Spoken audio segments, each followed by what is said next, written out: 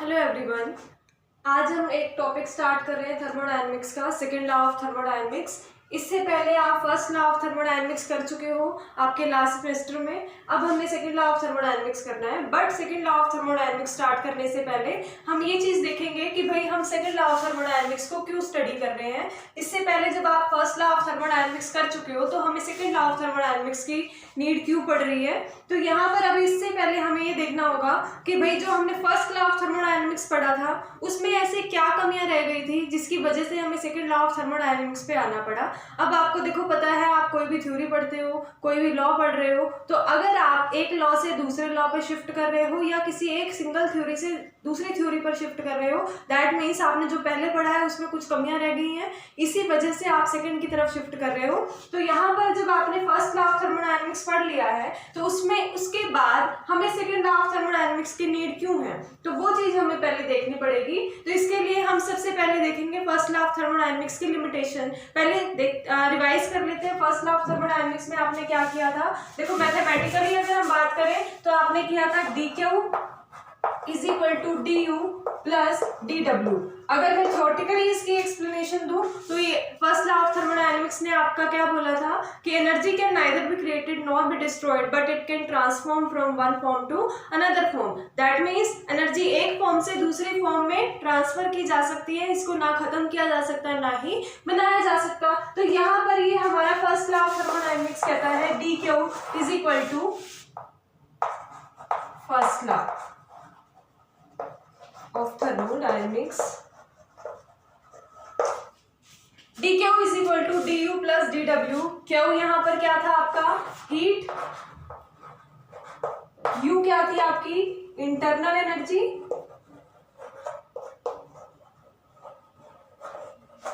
और w क्या था आपका वर्क डन।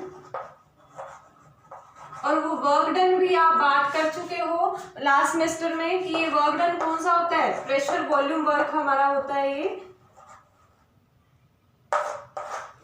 इसमें change in heat is equal to change in internal energy plus change in work done की बात करते हैं। Basically first law of thermodynamics जो बात करता है वो इंटरनल एनर्जी चेंज की बात करता है। और वो इंटरनल एनर्जी चेंज कब आता है, अगर आप सिस्टम को हीट प्रोवाइड करते हो और सिस्टम कोई ना कोई काम कर रहा है, उसके बाद हमारा इंटरनल एनर्जी में जो चेंज आता है वो चीज उसने मतलब ऑब्जर्व की थी। अब यहाँ पर आपने ये सब पढ़ा हुआ है। dq जो है वो आपका पॉजिटिव भी हो सकता है, नेगेटिव भी हो सकता है, उसकी डिटेल में हम लोग नहीं जाएंगे। du भी आपका पॉजिटिव भी हो सकता है, नेगेटिव भी हो सकता है। वर्क डन भी आपका पॉजिटिव नेगेटिव दोनों वैल्यूज रख सकता है। वर्क डन पॉजिटिव या नेगेटिव डिपेंड करेगा कब होगा, अगर work done on the system होगा तब क्या पॉजिटिव होगा या नेगेटिव होगा, या work done by the system होगा। तो work done on the system जब भी होगा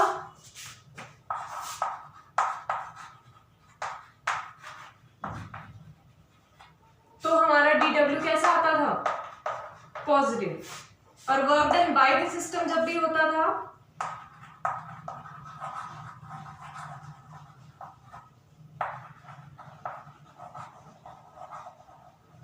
work done by the system ये हमारा कैसा आता था नेगेटिव।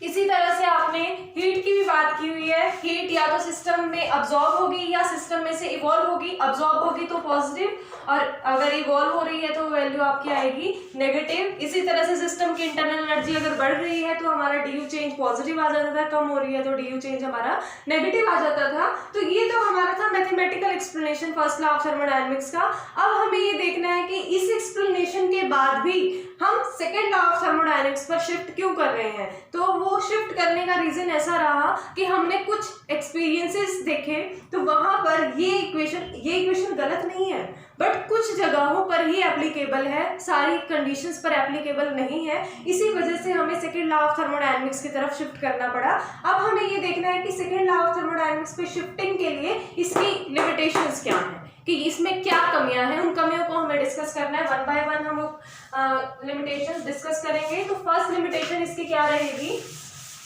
अब फर्स्ट लॉ ऑफ थर्मोडायनेमिक्स ने कहा था energy can neither be created but neither be created nor be destroyed but it can transform from one form to another form। तो यहाँ पर अब आपको ये देखना है कि इसने ऐसा क्या स्टेटमेंट नहीं बोला बोली जिसकी वजह से हमें किसी और चीज़ की ज़रूरत पड़ रही है, किसी और चीज़ मतलब सेकंड लॉ ऑफ थर्मोडायनेमिक्स की नीड हमें पड़ रही है। तो लिमिटेशंस कर रहे हैं हम पहले, limitations of first law of thermodynamics.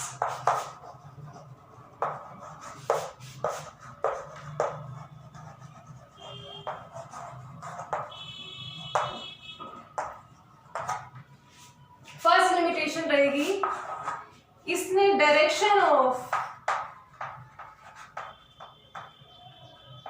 Flow of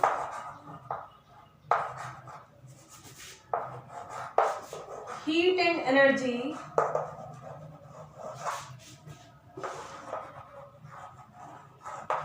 पर कोई रिस्ट्रिक्शन नहीं लगाई कि किस डायरेक्शन में फ्लो करने वाली है हीट, या फिर आपकी किसी भी फॉर्म में एनर्जी अगर ट्रांसफर कर रही है या फ्लो कर रही है एक डायरेक्शन से दूसरी डायरेक्शन में, इसने उस डायरेक्शन पर कोई रेस्ट्रिक्शन नहीं लगाई। रेस्ट्रिक्शन नहीं लगाई मतलब क्या कि भाई इसने ये चीज नहीं बताई कि आपका जो फ्लो ऑफ हीट होगा वो लोअर टू हायर होगा, lower temperature to higher temperature होगा,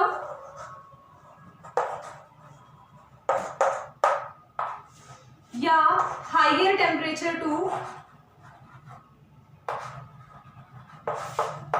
लोअर टेम्परेचर आपका होगा।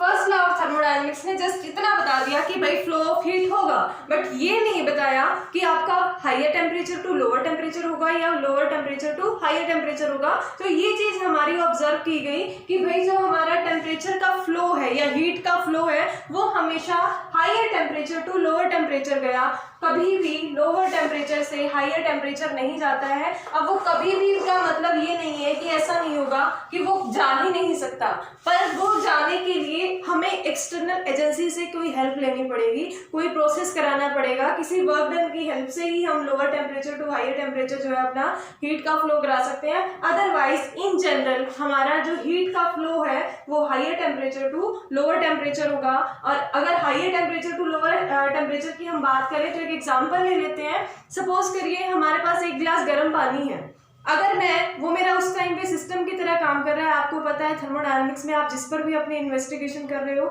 जो भी प्रोसेस आपका अंडर इन्वेस्टिगेशन चल रहा है, जो भी जिस पर भी आप काम कर रहे हो उसको आप क्या बोलते हो, सिस्टम। बाकी सारा उसका पार्ट जो है वो किसका पार्ट हो जाता है, मतलब जो भी हमारे सराउंडिंग में जो भी चीजें हैं वो सराउंडिंग का पार्ट हो जाएंगी। तो सिस्टम सिर्फ वही होगा जिस पर आप अपनी ऑब्जर्वेशन कर रहे हो। तो सपोज करो हमारा एक गिलास गर्म पानी है, वो हमारा अंडर इन्वेस्टिगेशन चल रहा है, वो हमारा एक सिस्टम की तरह काम करेगा।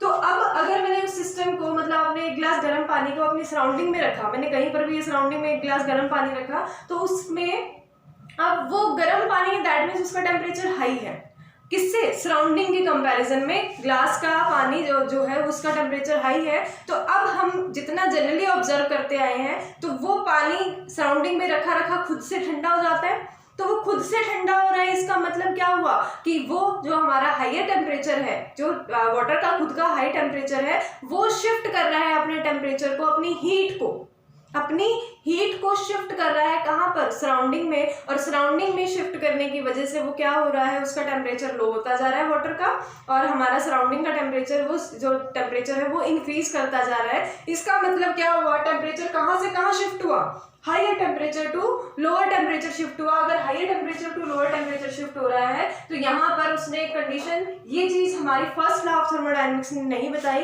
कि जो टेम्परेचर का फ्लो होगा, सॉरी हीट का फ्लो होगा, वो हीट का flow higher temperature to low temperature हो जाने वाला है, ना कि low temperature to high temperature. इसने तो बात ही नहीं की, इसने ये भी नहीं कहा कि लोअर टेम्परेचर टू हायर जाएगा। इस फर्स्ट लॉ ऑफ थर्मोडायनेमिक्स ने तो बात ही नहीं की कि वो हायर टू लोअर जा रहा है या लोअर टू हायर जा रहा है। उसने जस्ट ये बोला कि हीट का फ्लो होगा। अब उसका ये कोई मतलब नहीं था कि टेम्परेचर उस टाइम पे किसी जहां से जाने वाला है, जो मतलब जो सोर्स का काम करेगा वहाँ हाई टेम्परेचर होना चाहिए या लो टेम्परेचर होना चाहिए। तो फर्स्ट तो लिमिटेशन इसकी यही रहेगी। अब जिस तरह से आपने हीट की या टेम्परेचर की बात करी, इसी तरह से हम प्रेशर की फॉर्म में भी बात कर सकते हैं। प्रेशर अगर देखो कहीं पर भी ज्यादा होगा तो सिस्टम का अगर प्रेशर कहीं ज्यादा होगा तो वो अगर शिफ्ट करना है उसने अपने प्रेशर को, तो वो भी हमेशा कैसे होता है, high temperature to low pressure, sorry high pressure to low pressure shift होगा। अब जैसे सपोज कीजिए आपके पास कोई गैस है, उस गैस के पास अपना खुद का कोई प्रेशर होगा। अब वो गैसियस प्रेशर जो उसने जनरेट किया हुआ है वो हमारा शिफ्ट होगा लो प्रेशर की तरफ। जनरली हम यही चीज ऑब्जर्व करते हैं कि भाई आपके पास हाई प्रेशर रीजन में अगर कोई है तो वो हमारा हमेशा शिफ्ट होगा लो प्रेशर रीजन की तरफ। वो भी बात हमारी फर्स्ट लॉ ऑफ थर्मोडायनेमिक्स ने नहीं की, तो ये हमारे उसकी फर्स्ट लॉ ऑफ थर्मोडायनेमिक्स की जो है वो फर्स्ट लिमिटेशन रहेगी। क्या लिमिटेशन रही कि उसने, अब वो प्रेशर के फॉर्म में एनर्जी शिफ्टिंग हो रही है या हीट की हमने बात कर ली, तो इसने फर्स्ट लॉ ऑफ थर्मोडायनेमिक्स की लिमिटेशन यही रहेगी कि direction of flow of heat and energy की बात नहीं करता। सेकेंड इसकी लिमिटेशन क्या रहेगी, स्पॉन्टेनिटी की।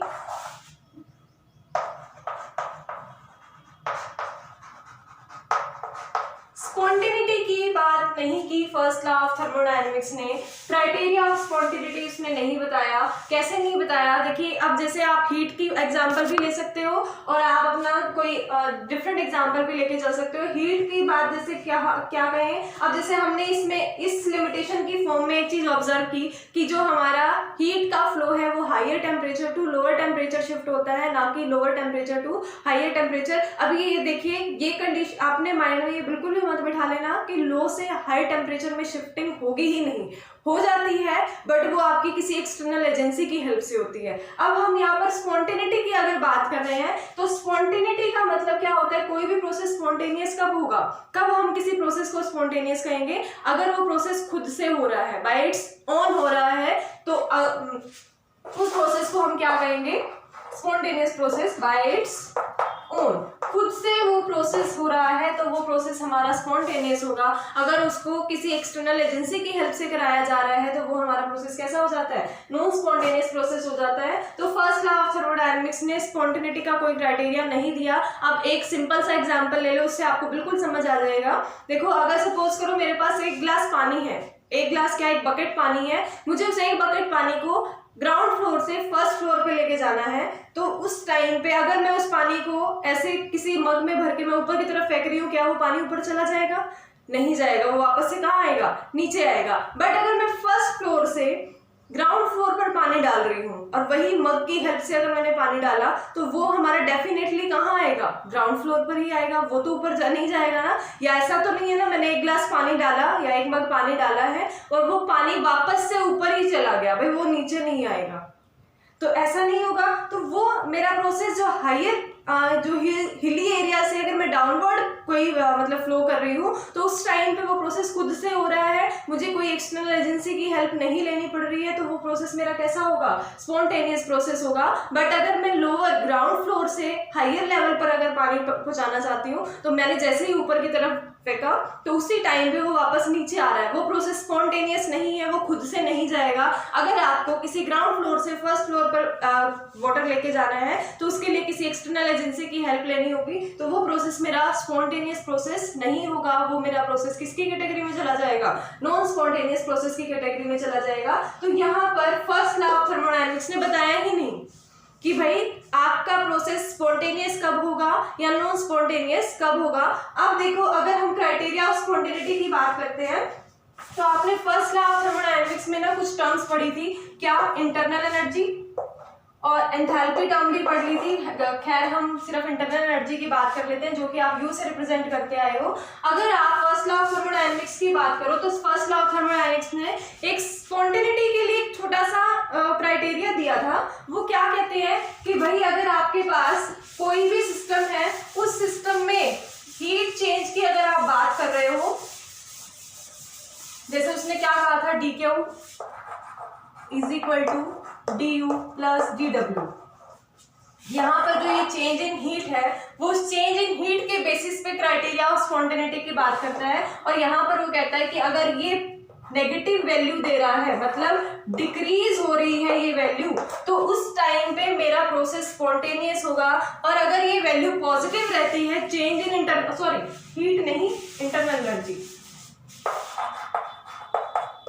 ये इंटरनल एनर्जी में चेंज जो आ रहा है, अगर ये वैल्यू डिक्रीज हो रही है, डी यू जो है वो आपका नेगेटिव आ रहा है, डिक्रीज वैल्यू हो रही है, तब मेरा प्रोसेस स्पॉन्टेनियस होगा, अदरवाइज मेरा प्रोसेस नॉन स्पॉन्टेनियस की कैटेगरी में जाएगा। तो उसने फर्स्ट लॉ ने सिर्फ इतनी से क्राइटेरिया दिया हुआ था, जो कि कहीं पर भी एप्लीकेबल नहीं हो पाता है इतने अच्छे से, वो बहुत ही कम इक्वेशंस पर या सिचुएशंस पर जो है एप्लीकेबल है, वो सभी सिचुएशंस पर एप्लीकेबल नहीं है, क्योंकि ऐसा ऑब्जर्व किया गया है कि डी जो है change in internal energy positive होने के बाद भी प्रोसेस स्पॉन्टेनियस रहते हैं। तो हमारा फर्स्ट लॉ ऑफ थर्मोडायनेमिक्स की ये लिमिटेशन रही कि उसने जो भी क्राइटेरिया थोड़ा दिया था चेंज इन इंटरनल एनर्जी की फॉर्म में, वो भी हमारा एप्लीकेबल नहीं है, वो हमारा कुछ ही केसेस में एप्लीकेबल है।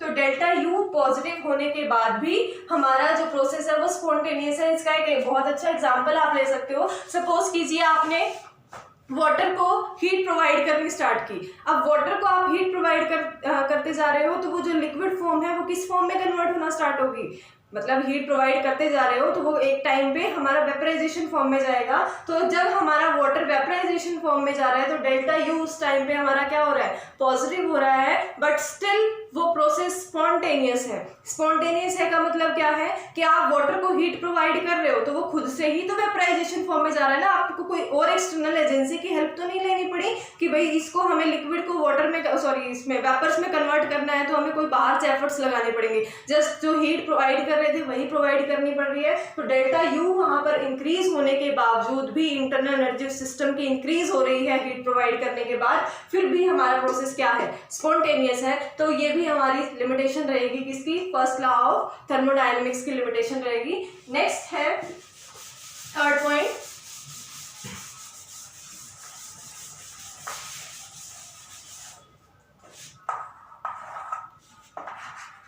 हीट एंड वर्क इक्विवेलेंस की बात की है उसने, फर्स्ट लॉ ऑफ थर्मोडायनेमिक्स ने। ये भी उसकी एक लिमिटेशन ही रही। अब फर्स्ट लॉ ऑफ थर्मोडायनेमिक्स ने कहा किसी भी सिस्टम को जितनी आप हीट प्रोवाइड करोगे उस सिस्टम से इतना ही काम कराया जा सकता है, या किसी भी सिस्टम ने अगर जितना काम किया है उससे उतनी ही हीट रिलीज कराई जा सकती है, या हीट उतनी ही उसमें कंज्यूम हुई होगी। तो यहाँ पर फर्स्ट लॉ ऑफ थर्मोडायनेमिक्स ने ये चीज एक्सप्लेन की थी कि भाई हीट जितनी प्रोवाइड करोगे उतना ही सिस्टम हमारा काम करेगा, बट ये उसकी एक लिमिटेशन निकल के आई। कैसे लिमिटेशन रही, देखो अगर आप कोई भी सिस्टम है उस सिस्टम को हीट प्रोवाइड कर रहे हो तो सिस्टम डेफिनेटली कोई ना कोई काम कर रहा होगा, बट ये चीज ऑब्जर्व की गई कि जितना सिस्टम को हीट प्रोवाइड करते हो सिस्टम उतना काम करेगा। ये तो कहा हमारे फर्स्ट लॉ ऑफ थर्मोडायनेमिक्स ने, या सिस्टम से जितना काम कराया गया है वो उसमें उतनी ही हीट यूज करेगा। ध्यान से सुनो, इन दोनों सेंटेंस में मैंने क्या बोला, सिस्टम को जितनी हीट प्रोवाइड की जा रही है सिस्टम उतना ही काम करेगा। सिस्टम को जितनी हीट प्रोवाइड की जा रही है सिस्टम उतना ही काम करेगा। फर्स्ट लॉ ऑफ थर्मोडायनेमिक्स कहता है कि सिस्टम को जितनी हीट प्रोवाइड करोगे सिस्टम उतना ही काम करेगा। दूसरी बात, अगर सिस्टम ने कोई काम किया है तो उसने उतनी ही हीट यूज की होगी। तो ये चीज तो उसकी बिल्कुल सही है कि सिस्टम ने जितना काम किया है वो उतनी ही हीट को यूज कर रहा है। ये स्टेटमेंट तो उसकी वैलिड हो सकती है कि क्योंकि अगर मैंने कोई काम किया तो मैं काम करने में कुछ ना कुछ एनर्जी यूज कर रही हूँ, तो वो जो एनर्जी यूज कर रही हूँ मैंने उतनी ही एनर्जी यूज करी होगी जितना मैंने काम किया। तो यहाँ पर ये चीज तो होगी कि भाई जितना काम सिस्टम करेगा उतनी ही हीट उसने यूज की होगी, बट सिस्टम को जितनी हम हीट दे रहे हैं वो उतना काम नहीं करता, वो उससे मतलब उसके कंपैरिजन में कुछ ना कुछ अमाउंट जो है वो कम काम में यूज कर पाएगा। क्यों? क्योंकि देखिए अगर मेरे पास कोई भी सिस्टम है, सपोज करो यहाँ कोई भी सिस्टम हमारा काम मतलब है, इसको मैंने हीट प्रोवाइड करना स्टार्ट किया।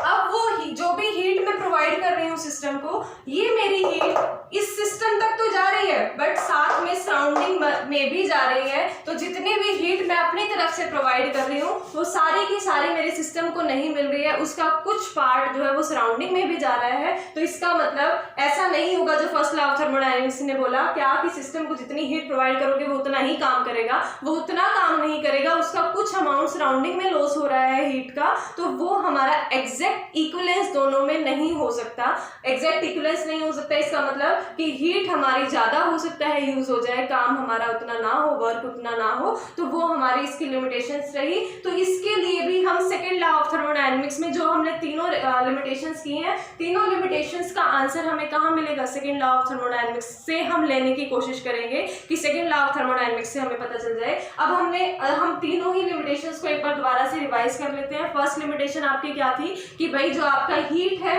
या मतलब फ्लो ऑफ हीट है, उसके लिए कोई पर्टिकुलर डायरेक्शन हमारा फर्स्ट लॉ ऑफ थर्मोडायनेमिक्स नहीं बताता कि जो हमारा हीट का फ्लो होगा वो किस डायरेक्शन में होगा, higher temperature to lower temperature होगा या lower temperature to higher temperature होगा। इन जनरल हमने क्या चीज ऑब्जर्व की कि जो हमारा हीट का फ्लो है वो higher temperature to lower temperature होगा। और फिर उसके बाद सेकेंड लिमिटेशन आपने क्या की, स्पॉन्टेनिटी की बात नहीं करता है first law of thermodynamics, spontaneity की बात नहीं कर रहा। दैट मीन्स कि भाई हमारा प्रोसेस जो है वो किस डायरेक्शन में मतलब किस डायरेक्शन में खुद से हो जाएगा, वो इसकी बात नहीं करता। उसके लिए भी हम सेकेंड लॉ ऑफ थर्मोडायनेमिक्स का यूज करेंगे। वहां पर ना आप एक टर्म पढ़ोगे एंट्रोपी, जिसको कि आप एस से रिप्रेजेंट करते हो, एस से रिप्रेजेंट करते हो, क्या नाम होगा इसका, एंट्रोपी। ये हमें क्राइटेरिया ऑफ स्पॉन्टेनिटी, एक original criteria of spontaneity define करके देगा, जिससे कि हम बता सकते हैं कि कोई प्रोसेस स्पॉन्टेनियस होगा या नहीं होगा। ये हमारा एक एलिजिबल क्राइटेरिया रहेगा। वैसे तो उसने क्राइटेरिया तो डेल्टा यू की फॉर्म में भी दिया था, और डेल्टा यू की फॉर्म में फर्स्ट लॉ ऑफ थर्मोडायनेमिक्स ने दिया था ना कि भाई डेल्टा यू की फॉर्म में इसने क्या कहा कि डेल्टा यू अगर नेगेटिव है तो उस टाइम पे मेरा प्रोसेस स्पॉन्टेनियस होगा। बट ऐसा क्या ऑब्जर्व किया, हमने ऑब्जर्व किया कि डेल्टा यू पॉजिटिव होने के बाद भी हमारा प्रोसेस जो है वो स्पॉन्टेनियस हो सकता है, तो इसीलिए हमारा ये एलिजिबल क्राइटेरिया नहीं रहा। नेक्स्ट पॉइंट आपने थर्ड लिमिटेशन क्या की है, हीट एंड वाटर इक्विवेलेंस की बात नहीं करता है first law of thermodynamics, sorry करता है बट इसको एग्जैक्टली डिफाइन नहीं करता। इसने कहा फर्स्ट लॉ ऑफ थर्मोडायनेमिक्स ने कि सिस्टम को जितनी हीट प्रोवाइड करोगे वो उतना ही काम करेगा, बट ऐसा जनरली हमने ऑब्जर्व नहीं किया। ये हमारी लिमिटेशन रही कि भाई जितना हम हीट प्रोवाइड करते हैं उसके कंपैरिजन में कुछ ना कुछ अमाउंट जो है हमारा वो कम रहता है। उसकी एफिशिएंसी की बात आगे हम करेंगे कि भाई अगर सिस्टम को हीट प्रोवाइड करी जा रही है तो वो सिस्टम कितना काम करने वाला है, तो वो चीज़ हम नेक्स्ट लेक्चर में करेंगे। आज के लिए इतना ही, थैंक यू।